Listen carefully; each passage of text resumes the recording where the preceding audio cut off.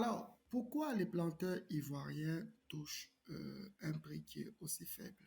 C'est effectivement une situation qui est décriée et qui peut même être alarmiste, vu que eux, ils se suent tous les jours pour produire quelque chose, mais ceux qui mangent vraiment de l'argent, c'est des personnes qui n'ont jamais vu un champ de cacao et qui n'ont jamais tenu une machette.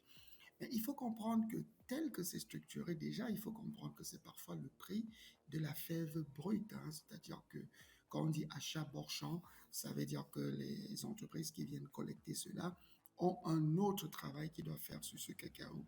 Notamment, il faut sécher les fèves, il faut faire un certain nombre de travaux pour que le cacao soit dans les standards qui sont commercialisables.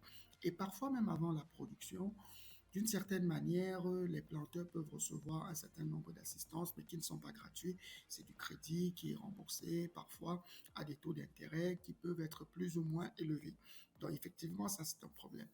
Mais maintenant, ce qu'il faut aussi comprendre, c'est que le cacao dont le prix a atteint 10 000 $ sur le marché mondial, c'est pas le cacao qui est parti du champ. En fait, c'est un cacao qui a déjà été vendu. Tout le monde a encaissé de l'argent au niveau, disons, de la Côte d'Ivoire.